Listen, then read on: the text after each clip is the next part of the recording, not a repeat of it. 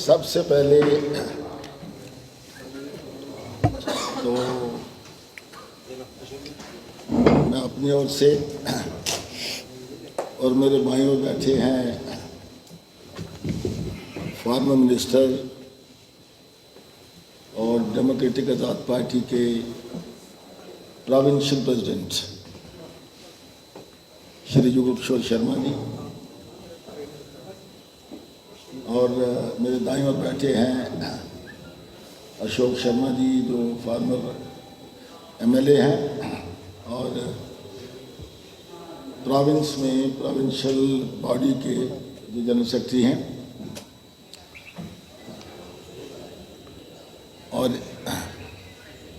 अश्विनी हांडा और चोपड़ा।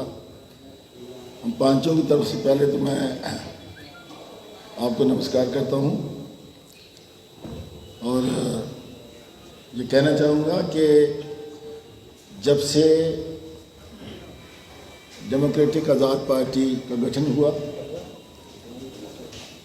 तब से मैं कहूँगा कि मुझे, विशेषकर मुझे पहली बार फॉर्मल प्रेस कॉन्फ्रेंस या प्रेस वार्तालाप का मौका मिला है। तो मुझे देखकर खुशी हुई कि काफ़ी संख्या में हमारे पत्रकार भाई, नौजवान साथी जो अक्सर में मिलते रहे अलग अलग फंक्शन में, अलग अलग जगह पर, आज सब यहाँ आए हैं। मैं आप सबका स्वागत करता हूँ। देखिए, पार्टी बनने के बाद जनाब आज़ाद साहब ने जब पहला नवरात्रा को डेमोक्रेटिक आज़ाद पार्टी का ऐलान किया, पार्टी का झंडा सबके सामने रखा और पार्टी का एजेंडा और उसका मकसद कि ये पार्टी क्यों बनी, कैसे बनी, ये सब चीज़ें आपको बताई। इन 2-3 महीनों में कुछ ऐसे वाक़यात हुए जो कल्मिनेट हुए 2 दिन पहले, जिसमें हमें हमारी लीडरशिप जो पार्टी की है, उस लीडरशिप को कुछ साथियों को गुड बाय कहना पड़ा। और उस समय भी जब हमने इसका फैसला लिया तो तब भी हमें प्रेस के साथियों से मिलने का मौका मिला और हमने 2 लाइन में इस बात को बताया कि इन साथियों को हमने अलग इसलिए किया है कि इनकी गतिविधियां, इनकी जो वर्किंग थी, इनका जो तरीकाकार था, वो पार्टी के हक में नहीं था, इसलिए फैसला लिया गया और उनको पार्टी से निष्कासित किया गया। अब प्रश्न उठता है कि आज कुछ मीडिया के माध्यम से कुछ बातें हमारे सामने आई हैं और उसमें कई बातों में जिक्र किया गया। पहले तो मैं ये बताना चाहता हूँ कि आपको पता है कि जब कांग्रेस में थे हम, तो 3 साल तक कांग्रेस में एक संघर्ष चलता रहा और वो संघर्ष आज़ाद साहब ने उसको लीड नहीं किया, वो संघर्ष लीड करते थे हमारे वो नेता जिन्होंने आज प्रेस कॉन्फ्रेंस की और प्रेस में बात करी है। और उन नेताओं की वजह से ही मैं समझता हूँ कि शायद ये पार्टी वजूद में आई। आपको पता है कि उस दौरान जब हम कांग्रेस में थे तो 3 साल एक बहुत बड़ा ग्रुप था जिसको लीड कर रहे थे यहाँ लोकल लेवल पर, स्थानीय सतह पर वही नेता जिन्होंने आज कुछ बातें करी हैं और उन्होंने बावजूद इसके कि आज़ाद साहब ने बार बार ये कहा कि आप कांग्रेस को मजबूत करें, कांग्रेस की मीटिंग को बाइकाट ना करें, तो ये सारी बातें उस समय उन्होंने करी, लेकिन उन्होंने ही एक इतनी मीटिंग लगभग 20, 30, 40 मीटिंग हुई होंगी, दिल्ली में हुई, यहाँ हुई, और जिन मीटिंग में हम भी होते थे, उन्होंने ये कहा कि अब कोई अल्टरनेटिव नहीं रहा क्योंकि कांग्रेस में हमारी कोई कदर नहीं है, इसलिए आज़ाद साहब एक अलग पार्टी बनाइए, क्षेत्रीय पार्टी बनाइए और हम उस पार्टी में काम करेंगे, आपकी लीडरशिप में काम करेंगे, रियासत के लोगों के लिए काम करेंगे। ये सारा उन्हीं का एजेंडा था। दूसरी बात मैं ये कहना चाहता हूँ कि उसमें ये भी कहा गया, कुछ गोलमोल तरीके से कहा गया कि अगर किसी को जब पार्टी बनानी है तो जाना है तो वो सीधा सीधा बीजेपी में जाए। तो मैं ये कहना चाहता हूँ, 2-3 प्रश्न है मेरे सामने, इस समय आपके सामने मैं रखना चाहता हूँ। आज़ाद साहब ने हमेशा ये कहा कि हम लोग सेकुलर हैं, हमारी सोच सेकुलर है, हम सेकुलर सोच के साथ चलना चाहते हैं। हमारा उन जमातों से जिनकी सोच सेकुलर नहीं है हमारा कोई संबंध नहीं है। मैं आज उनको ये पूछना चाहता हूँ, उसी नेता को पूछना चाहता हूँ, जब पार्टी बन गई तो पार्टी बनने के बाद मैं उनसे ये पूछना चाहता हूँ कि कितनी बार उन्होंने, जो आज उस ग्रुप को लीड कर रहे हैं, जो कहते हैं कि हम सोचेंगे कि हमने कहाँ जाना है, हमने सेकुलर सोच के साथ जाना है, मैं उनसे पूछना चाहता हूँ कि उन्होंने कितनी बार बीजेपी के अगेंस्ट बोला और कितनी बार बीजेपी के अगेंस्ट उन्होंने मीटिंग्स करी, वो बताएं हमें। और न केवल वो, बल्कि इसके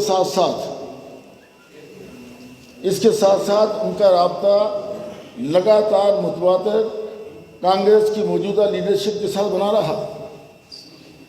खौड़ में मीटिंग थी, जब उन्होंने मीटिंग रखी तो पैरेलल मीटिंग वहाँ पीसीसी प्रेसिडेंट ने वहाँ रखी, विकार रसूल ने, और जब विकार रसूल ने मीटिंग रखी तो उसने कहा, इस नेता से कहा कि आप वहाँ मीटिंग मत रखिए, और उनके कहने पर उन्होंने अपनी मीटिंग पोस्टपोन कर दी। मैं ये पूछना चाहता हूँ कि जब आप डेमोक्रेटिक आज़ाद पार्टी के मेंबर हैं, आपने कसम खाई है कि डेमोक्रेटिक आज़ाद पार्टी को मजबूत करना, आज़ाद साहब के हाथों को मजबूत करना, आज़ाद साहब की सोच को आगे ले जाना, जम्मू कश्मीर के लोगों के लिए काम करना, तो फिर बताइए आप इन 2-3 महीनों में प्रदेश कांग्रेस प्रेसिडेंट के इशारों पर क्यों काम करते रहे। और इसके साथ साथ एक नेता ने ये भी कहा, उसने कहा, देखिए हमारी जो पार्टी है, हम किसी पर कीचड़ नहीं उछालते, हम एक सफाई के साथ राजनीति करने वाले लोग हैं। उन्होंने ये भी कहा कि मेरा डीएनए, उन्होंने अपने लिए कहा कि मेरा डीएनए जो है वो शुरू से ही कांग्रेस का डीएनए था। तो मैं ये कहना चाहता हूँ, उस नेता को, वो कांग्रेस की टिकट पर नहीं जीते, उन्होंने तो कांग्रेस के कैंडिडेट के अगेंस्ट काम किया और एमएलए बने, और आज़ाद साहब ने उनको एमओएस बनाया, मिनिस्टर ऑफ स्टेट बनाया। तो उस समय यहाँ डीएनए की क्या बात है कि मेरा डीएनए शुरू से कांग्रेस का डीएनए था। सो मैं आप साथियों को बताना चाहता हूँ कि इस किस्म की बातें करना, और जब खुद वो एक ऐसे झंझट में फंस गए, एक टांग कांग्रेस में रखी है, दूसरी टांग किसी दूसरी पार्टी के साथ रखी हुई है, तीसरी अपना जो सोच जो है वो डीएपी के साथ मिला रहे हैं, तो इस तरीके से काम नहीं चलता। इसलिए साथियों मैं आपको ये कहना चाहता हूँ कि जब ये पार्टी बनी तो तो इस पार्टी को बनाने में सबसे ज़्यादा जो लीड ली वो विकास सूद जो पीसीसी के प्रेसिडेंट हैं और श्री ताराचंद जी जो आज एक एंटी ग्रुप को लीड कर रहे हैं, सबसे ज़्यादा लीड उन्होंने ली। आज़ाद साहब ने नहीं कहा कि आप पत्नीटॉप मत जाइए। आज़ाद साहब ने कहा कि आपको पत्नीटॉप जो कैंप है कांग्रेस का वो अटेंड करना चाहिए। और in one of the meetings, एक मीटिंग में विकास रसूल साहब जो पीसीसी प्रेसिडेंट हैं इस समय, उन्होंने कहा कि मैं सबसे ज़्यादा नफरत राहुल गांधी को करता हूँ और अगली बार जब राहुल गांधी जहाँ आएंगे मैं उनको गले से पकड़ूंगा और उनके साथ मारपीट भी करूंगा। आज सबसे ज़्यादा हितैषी वो कांग्रेस के राहुल गांधी के बन गए और वो भी उसी में सबसे आगे थे इस डेमोक्रेटिक आज़ाद पार्टी की फॉर्मेशन में, और उन्होंने ही मजबूर किया। आज बदकिस्मती है, आज वो लोग कहते हैं कि हम आज़ाद साहब के साथ इसलिए आए क्योंकि आज़ाद साहब, हमने सोचा अकेले न पड़ जाएं।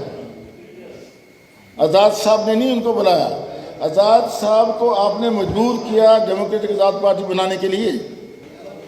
3 साल तक आपने कोई कांग्रेस की मीटिंग नहीं अटेंड करी। हम भी उसमें शामिल थे जो कांग्रेस के लोग थे। तो ये सोचना चाहिए कि इस समय आपने टोटल 180 डिग्री जो आपने रिवर्स गियर लिया और ये कहा कि देखिए हम आज़ाद साहब को के साथ इसलिए है कि आज़ाद साहब अकेले नहीं पड़ जाएंगे। आज़ाद साहब के साथ सभी लोग हैं, आज़ाद साहब कभी अकेले नहीं हैं। आज़ाद साहब का मकसद है जम्मू कश्मीर के लोगों की बेहतरी के लिए। आज़ाद साहब का मकसद था कि हमारी जम्मू कश्मीर यूनियन टेरिटरी है, ये हमारी स्टेट में बने, हमारे लोगों को नौकरियों का हक मिले, हमारे लोगों की जो ज़मीनें हैं उन पर हमारे लोगों का अधिकार रहे और हमारे जो नौजवान हैं उनकी बेरोजगारी को दूर किया जाए। तो आज़ाद साहब एक मकसद से आगे आए, लेकिन सबसे ज़्यादा उकसाने वाले ये लोग थे। आज वो ये कह रहे हैं कि हम आज़ाद साहब के साथ इसलिए आए कि कहीं आज़ाद साहब अकेले ना पड़ जाएं। इसलिए मैं अब साथियों को ये स्पष्ट कर देना चाहता हूँ। एक और बात मैं कहना चाहता हूँ, यहाँ तक अलायंस की बात चलती थी, मीटिंगों में जो बातें होती थी कि अगर पार्टी बने तो किसके साथ अलायंस होनी चाहिए। अगर आप कांग्रेस में काम नहीं करना चाहते, अलग पार्टी बनाना चाहते हैं, तो क्या हम किसी के साथ इलेक्शन के लिए क्या कोई प्री पोल या पोस्ट पोल अलायंस कर सकते हैं? तो उसके लिए इन्हीं लोगों का जवाब था कि अगर सेकुलर पार्टियों के साथ हमारी अलायंस होनी चाहिए तो फिर किसके साथ होनी चाहिए। इन्होंने कहा कि जो कश्मीर बेस्ड सेकुलर पार्टीज़ हैं, अगर हम उनके साथ अलायंस करेंगे तो फिर जम्मू में हमें वोट नहीं मिलेगा। ये इनकी सोच थी कि कश्मीर बेस्ड पार्टियाँ जो सेकुलर पार्टी हैं, अगर उनके साथ करेंगे तो जम्मू में वोट नहीं मिलेगा। तो मेरा कहने का मकसद है, ये सारा ड्रामा करने के बाद आज जो ड्रामा उन्होंने मीडिया में किया, जो कुछ दिन पहले हुआ, और कई बातें वो कहते हैं कि हमें नोटिस नहीं मिला। नोटिस की बात ही नहीं है।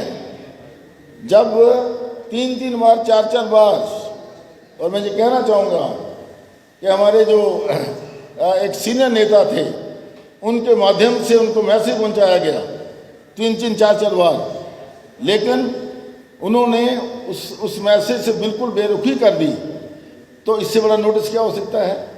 और फिर जब लीडरशिप कन्विंस हो जाए कि कोई हमारा साथी, कोई हमारा नेता, कोई हमारा कार्यकर्ता जब वो एंटी पार्टी गतिविधियां करता है तो उसके खिलाफ जो है पार्टी लीडरशिप के पास कोई ऑप्शन ही रह जाती, बल्कि उसको पार्टी से निष्कासित करना ही सबसे बड़ा सलूशन है। इसके अलावा कोई सलूशन नहीं है।